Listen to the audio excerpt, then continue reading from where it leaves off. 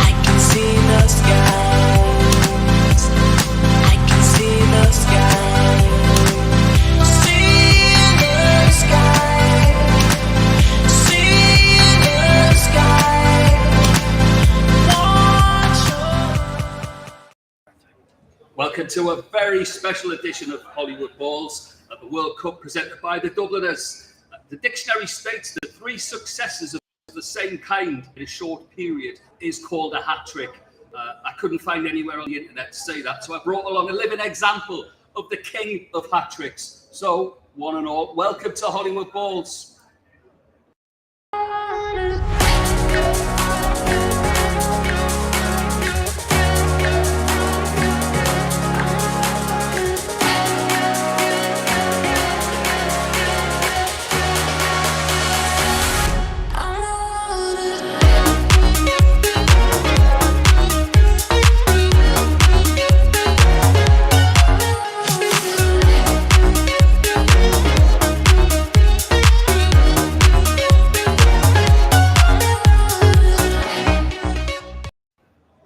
Welcome indeed. Happy Friday night. Super Kev there, looking great for the last 8. Football royalty on the sofa in Dubai here. How are you, Kev? I'm very good, Pete. I'm really looking forward to this one, Pete, I tell you. Yeah, of course you are. Let's bring in the main man. Rob, how are you? I am excellent. Very much better with the presence of you and Big Kev. Brilliant stuff. Well, it is the last 8, as I say, Kev. Absolutely, really, really brilliant. But before we do that, I've just said to Rob, he's one of those busy boys that I've seen, Kev. So I just want to sort of get an idea of what Rob's thought of this World Cup so far. Because as it's gone on, Kev, rightly so, here in our native Middle East, where we all are, it's feeling in love, isn't it, Rob? Absolutely, yeah. I've been out to the World Cup now and got some games in and got the feel of what it was like and what it is like, what's going on over there.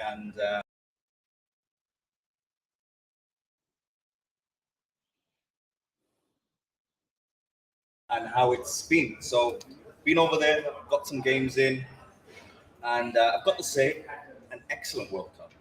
Very good games, great entertainment, really good games as well. And also the fans are having a great time. Yeah, great time. So, overall thoughts, I think it's been a very much entertaining, good, fun World Cup. Brilliant stuff. Kev, I mean, that just sums it up nicely, doesn't it, really? Pete, look, it really does. Hearing Ernie say that as well.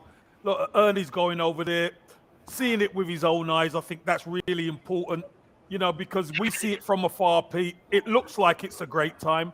But if you're actually there on site and you're witnessing it yourself, you know, fair play to the people of Qatar, because you know what? There was many people who probably weren't sure what type of World Cup it will be, but they've put on a good show so far, at least. They have first up tonight as well, Croatia, Brazil. Looking forward to that one. We're talking about some of the other, you know, last 8 as well, Rob. But out of all of these ties, you've got to say that. Do you think Brazil are probably the strongest favourites out of the last 8? Yeah, and do you know what I forgot to say is it's my first World Cup. Oh, really? Yeah. My first World Cup, USA versus Holland is the first one I went to, so I got to see that one. That was my first game at a World Cup live, because we're normally off, you know, on our holidays. That's the only couple of weeks break that we normally have for the last 25 years. So, but yeah, looking forward to Croatia versus Brazil. Brazil, I got to see them live the other day against South Korea. And to be honest, I walked away from the stadium thinking, wow, who's going to beat them? Because I just looked all over the pitch, and every part of the pitch, you know, from defense to midfield to their attack and the goalkeeper, I just looked at them and thought, they're strong. Very strong, yeah. Very strong. Kevin, do you agree with that synopsis? I mean, it's who stops them? Yeah, I do. I tipped Brazil at the start, Pete. And what I'll add to what Ernie said, actually, is you look at the bench and you think, how is he not playing? How is he not playing? They're so strong in depth as well, Pete. And your guy Bruno ain't even getting a game, Pete. What's going on? Yeah, Paqueta, who can't get a game for West Ham, keeps him out, isn't it? I knew you were going to get that in. Look, it's Kev. I mean, we talk about Brazil and the brilliance of Brazil, but we do have a tournament master in Luka Modric, but he's going to have to pull all the stops out, isn't he? Well, he's going to have to do more than that, Pete. I think what he's going to have to do, he'll have to give a little piece of what he can do to all of his teammates if they're going to even attempt to do anything. Look, he's been an incredible player, hasn't he, for Croatia over the years. But I just think he's not over the hill, but his influence is waning on this Croatia team. And it actually shows, Pete. They've done well to get here, but I think Brazil finish them off today. Finish them off. Kev, listen, before I come back to Rob, can you remember last week when we had the wonderful Amy on with us? We were chatting about that World Cup song from the Essex musicians. Can you recall it? Terry Tyler, DJ from Harlow, originally came up with the idea for a single last winter. His young son asked, and I love this, the fact that his son is football mad, and he said to him, so would we have Christmas decorations up, or are we going to have World Cup decorations up? It was a really good question. So anyway, he got thinking, as we said, Kev. He did the song, didn't he? Which has now gone so well for them that it's a charity song. And I just wanted, if I can find it, should have it, to be able to share a clip, because if you can do before Christmas comes, go out and buy this because it's going to a really good charity.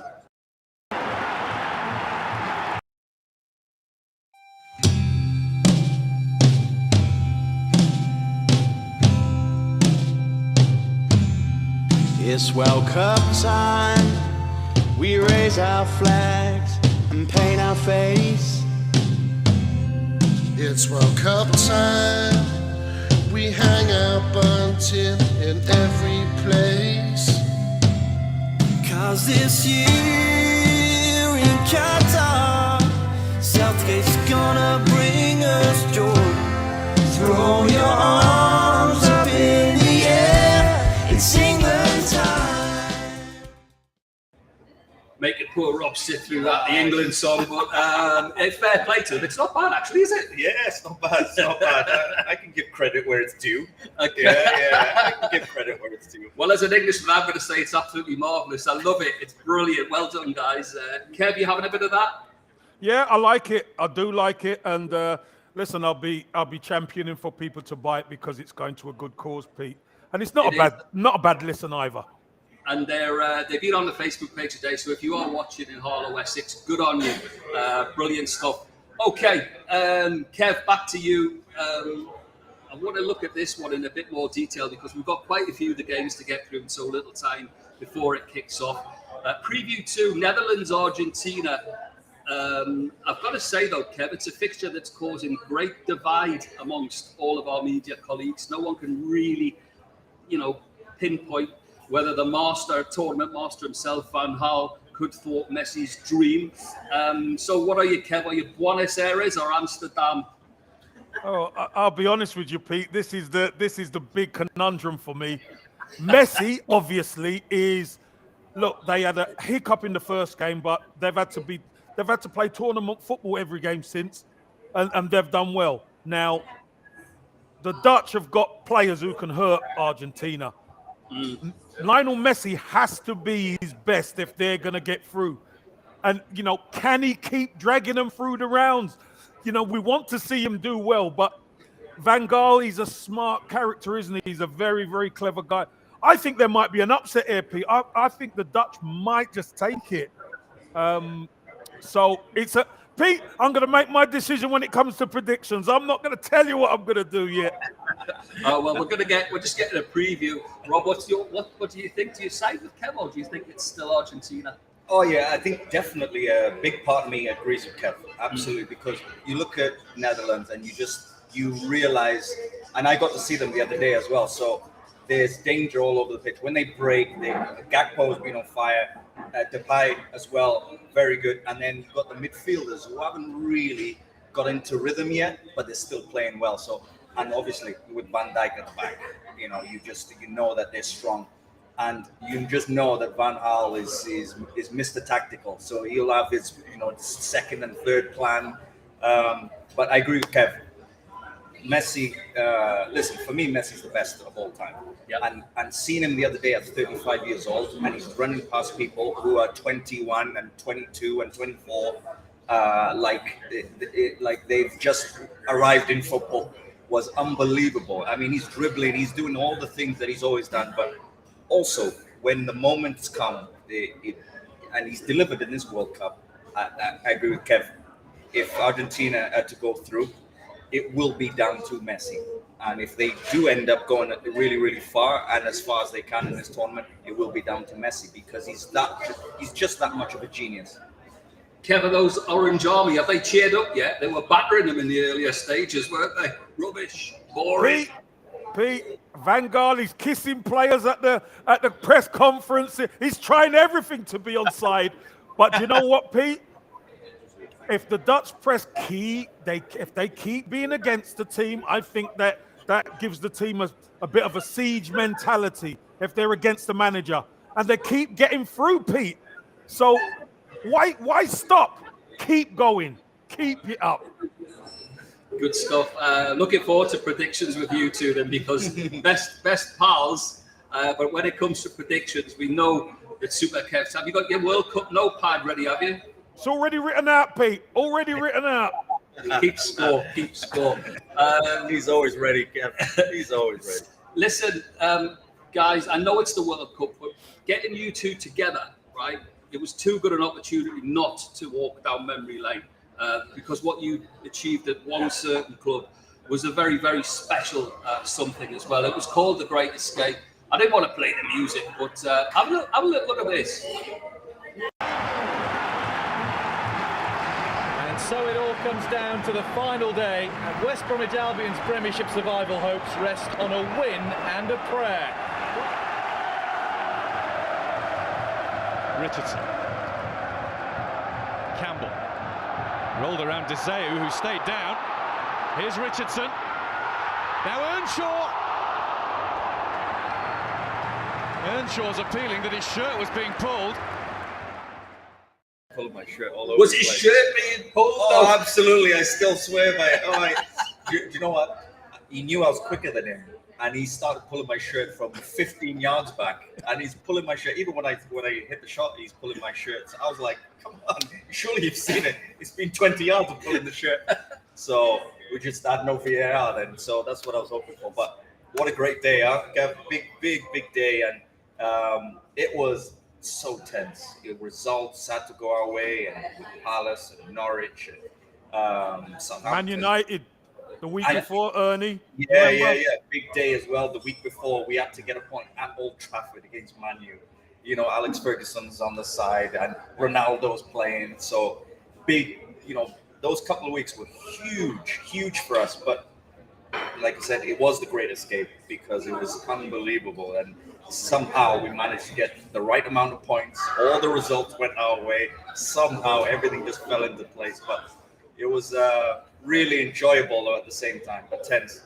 What was it like for you, Kev? Well, it's a special time for me, Ernie. I came to the club in January, as you know, and it was a bit of learning for me, learning the lads.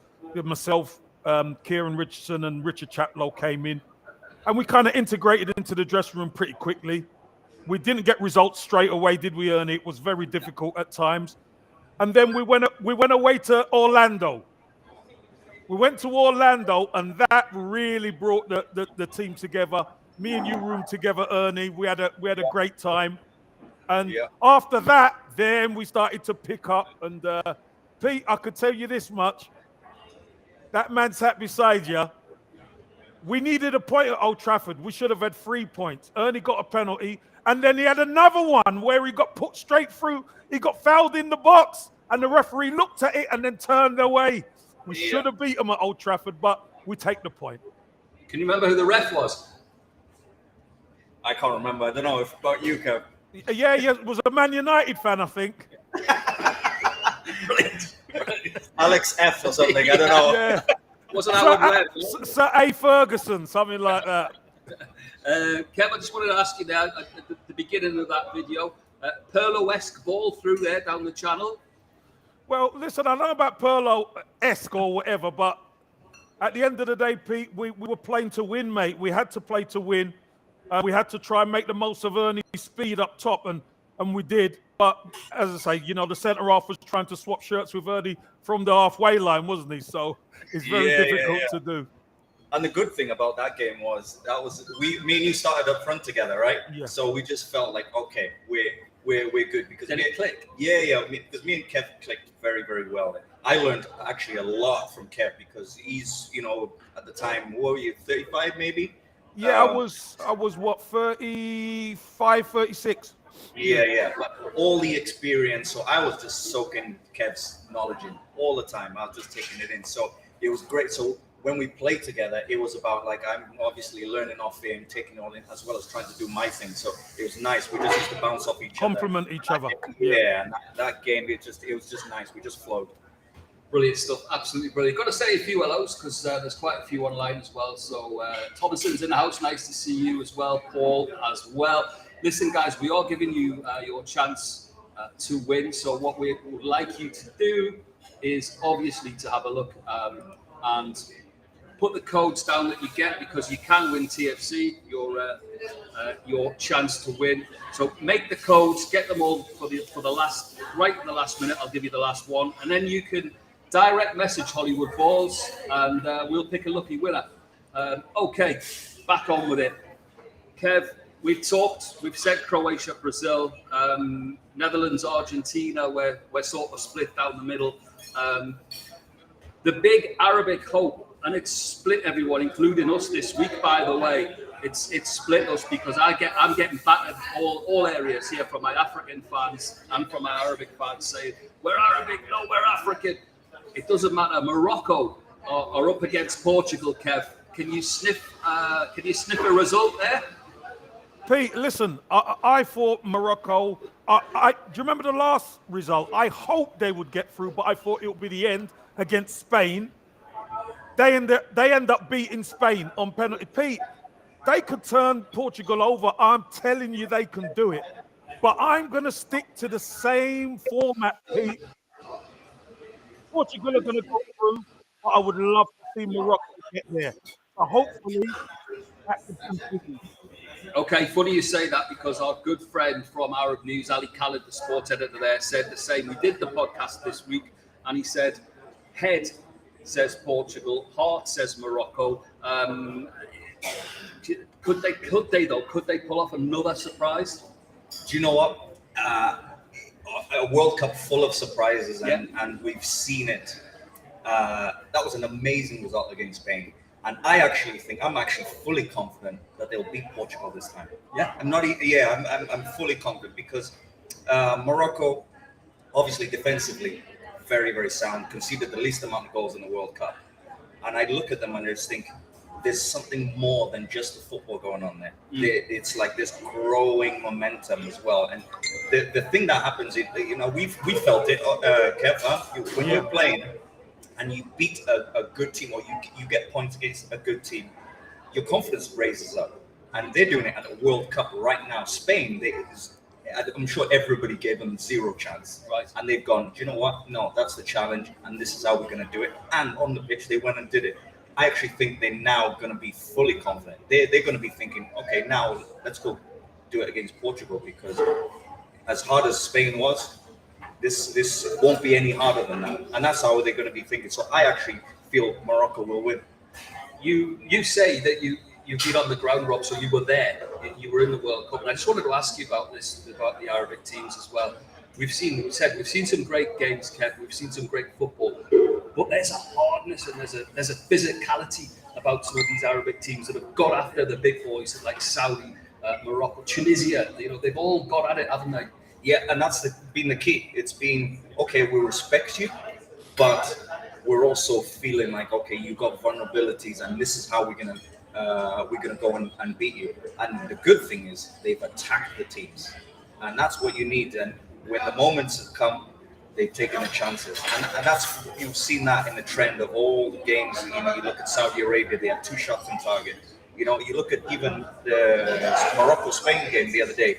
Spain had chances, but Morocco had chances as well. But on another night, they even win it in full time, regular time. Never mind penalties. But I just feel like I think what they're doing is this growing belief, this strong mentality is just leading the way for them. And I look at Portugal, I think they're definitely vulnerable at the back, and definitely you can get at those as well. So I'm really confident about Morocco, and also the World Cup has been great, and I feel like the teams, because it's in Qatar, I feel like the teams are feeling at home. They're feeling like it's a neutral ground, and we can go at these teams. There's definitely that feeling, and that I'm staying with it. Morocco for the win. Let's go. Ernie's got his Morocco top here on the. It's just, you can't see it, kept just out of shot. I think he's got thousands and thousands of fans agreeing with him as well. But Kev, just to go back to that point, and I'm going to give you every credit, because literally, if we think about how far back Saudi and Argentina was, that knockout, you texted me when this is why, because they're up for it, but they're physically up. They just wouldn't let Argentina lie, would they? No, they wouldn't let them settle, Pete. And what they done, they used their physicality to unsettle Argentina. Even though Argentina scored first, and you think Messi scores and it's all hunky-dory, and Argentina are just going to roll them over. They rolled their sleeves up, Pete, and they competed. They fought them and they went for them. And it wasn't luck. They beat them fair and square, Pete. So these boys have got nothing to fear. The Moroccos of this world have got nothing to fear against Portugal. And do you know what, Pete? Just to add to what Ernie said as well, Morocco, which is quite weird to say about some of these teams, they defend properly. That is the key. Could they be another Greece? Okay. What Greece done in the Euro? Yeah, I remember that. Remember that one. Listen, it's great to see there's a lot of people starting to fill up in here as Brazil tops in. We've got Kaká, the legend. He's just next to us there over at the table. Order it is. Ring the bell for Kaká. Ring the bell. It's happy hour. Also, got to say some hellos. It's great to have all of our African supporters and friends back in the house, online as well. As I said, Thomason is here. Great to see you. Okay, Kev. Let's talk England, France. There's only one subject that people are talking about in this game, but there's a lot more to this fixture than just that left-hand side, isn't there? Yeah, there is. Look, France are a really good side. We know they've got threats everywhere, but there's one main threat who actually makes them tick, Pete. And the difficult part is, how do you stop him? We don't even need to mention his name, do I? No. Who England need to stop, but he makes everything happen for them because he's so dynamic. He's not only a goal scorer, he can assist, he can beat players. Just his mere presence on the pitch scares people. So, England are not going to be frightened, that's for sure, because they've played in team players in the England squad have played against him previously. But I think England have a point to prove, Pete. Nobody's talking about England's attack and the amount of goals England have scored and the amount of players that are up there for the Golden Boot, Pete. Nobody's talking about England. Everybody's just talking about that French player. Does that suit you, Kev? Yes, it does. It does. And I think England will win. I do. Okay. We had a conversation this week, Kev and I, Rob, where we said that France are, and it's going to be great getting a sort of not an outsider's perspective, but someone who's played in England at the top level, but so what's available to England. But is it true to say that France are heavily reliant on one player, where England possibly could call on 3, 4, or 5 attacking assets to their game? Do you think that's fair to say? I think overall, when you talk about somebody who's a difference maker and somebody who's just got that extra edge, Mbappe, of course, you're going to talk about him, and he has. I actually think that, I mean, listen, England has got a very, very good side, and especially the names that you can call upon going forward, Foden, Saka, Rashford, Kane, Grealish. So you got so many, but I actually think this game, everybody's talking about Walker versus Mbappe. Of course, I actually think the game is going to be won either through Giroud, but the opposite side. I think the opposite side is the key. Nobody's talked about the opposite side. The opposite side is going to be probably Luke Shaw versus Dembele. Now, Dembele has been quietly just ticking over, making assists, just doing okay, well. And there's a few moments that he's showed his speed and showed the difference in little moments. But I actually think the game is going to be won on the opposite side. Dembele versus Shaw, because Mbappe's quick, but don't forget how quick Dembele is. He is right behind him. So I actually think it's going to be very tricky, and probably Maguire plays over that side as well. But with the Griezmann, Giroud, Dembele, that combination, I think that's probably where it's going to be won. And listen, I think England, I think they'll love this opportunity because they're underdogs, nothing to lose. Of course, they can absolutely win, but if they handle the opposite side, of course, Mbappe as well, if they handle the opposite side, they give themselves a huge chance. The question I'm going to ask you, because you're on the sofa next to me and Kev can't reach me to strangle me because he knows what I'm going to ask you. Will Southgate go for it? Will he take off the leash, or will he set up not to get beat? Do you know what? I think he's going to do what he's always done. He's going to set up to not get beat, unfortunately. Because listen, I'm one of. I look at England and I think, okay, as a neutral, what would I like to see from that team? I would like to see Southgate go. Do you know what? We're going to dominate the game. We're going to start the game, and they're going to worry about us and our threats, and we're going to keep the ball and stop them from having the ball. Because if England have the ball most of the time, Mbappe is going to get frustrated. Hands are going to be thrown in the air, and there's going to be all that frustration. All because of what you're doing, and then it gives you your chance, your best chance of winning the game. If you have the ball, the other team are less dangerous. But I would just love this game for Southgate to go. Do you know what? We're gonna go 100 miles an hour right at you. Let's go. Let's see how the game goes, because it's a World Cup. That's how you win a World Cup. Ernie for president. See, Kev, it's what I'm crying out for. But Pete, you win the World Cup by getting through the rounds. You don't have to go for it early doors. You just need to keep getting through the rounds, and then when it really matters, then you go for it. So listen, if you go for it against France and you get turned over, what's everybody going to say? Why did you open up so much? You open up to Dembele and you open up Will they though? Will they?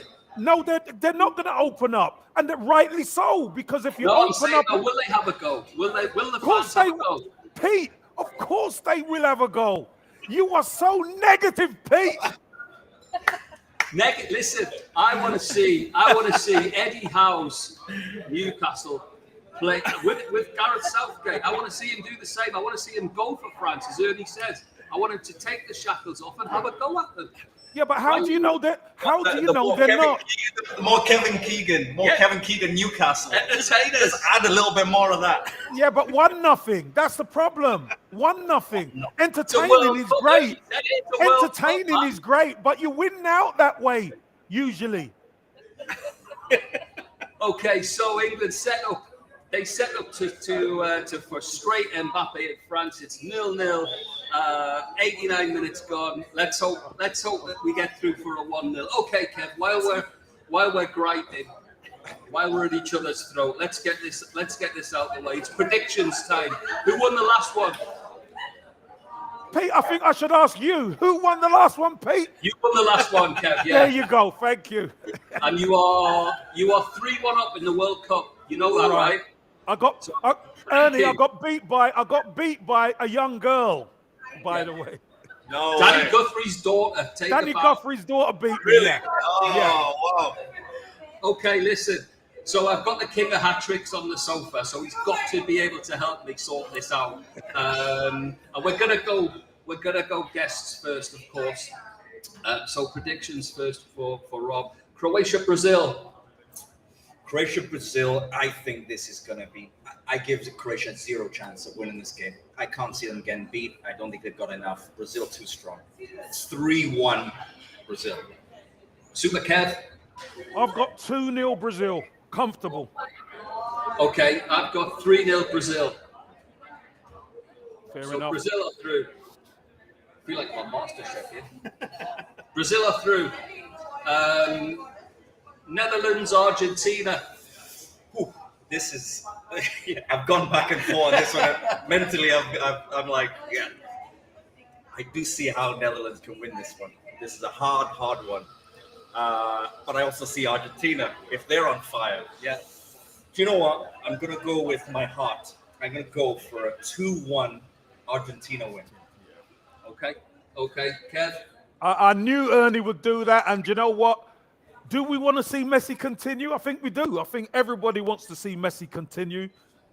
So I'm going 2-1 Netherlands, Pete. Brilliant. Okay.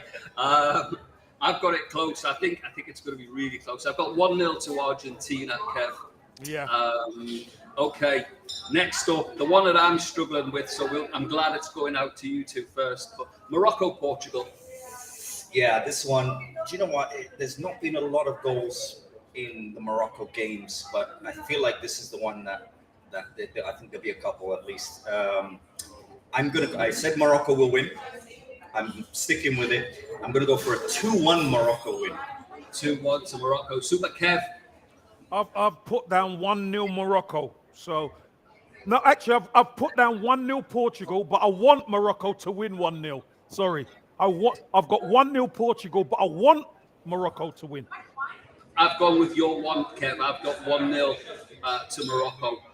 Last up for this one, England, France. Woo! This is another one that's gone round and round in my mind. No pressure. It's lived rent-free for the last week. Do you know what? I've got to go with the favorites. It's hard for me not to go with France because I just feel like they've built this momentum and they just score goals. They find a way. So I'm going to go for a 2-1 France win. Yeah. Okay. Super Kev. As close as is it going to be as close for you? Yeah, I've gone just the opposite scoreline to Ernie. I've gone 2-1 England. So, okay. Three Lions Heart says 1-0 to England for me. 1-0. I can't see. Again, no, I look at it and say, can you see England keeping a clean sheet against what you just described earlier? It's difficult, isn't it? Really difficult to see. But anyway, listen, that's my score, and I'm sticking to it. So, okay, guys, listen, we're coming up towards the end of the show. It's been brilliant to have you. Just before we do go, Rob's in Dubai. What are you hoping to get up to the next couple of days? Well, I'm here to obviously enjoy the World Cup. I'm going to be watching the games, so I'm going to be going all over Dubai and looking to obviously see the people as well. And I love Dubai. I love Dubai, so I love being here and doing as much as possible and enjoying the sights, but also getting to know more and more people here because I'm always back and forth. I love here. I'm going to be back and forth in the future. So, but I'm going to be bouncing back and forth, taking in all the games. So I'm excited for that. Brilliant. Kevy suits Dubai, doesn't he? Listen, he loves the sunshine. He loves the warmth. And listen, he loves nice places and nice things. And do you know what? Dubai's perfect. And he loves the Dubliners, Pete. That's the great thing. He loves the Dubliners. Ring the bell. Happy hour. Listen, whoever your team is, we hope you have a brilliant quarter-final. Good luck to you and all. We'll be back for the semis. Me and Super Kev. All that remains is for me to thank everyone in the Dubliners, Marco, Brazil, everyone, even Euro News TV, who are filming us as well, by the way. And of course, our special guest, the hat-trick king himself, Rob Earnshaw. Super Kev, I will see you very, very soon. See you later.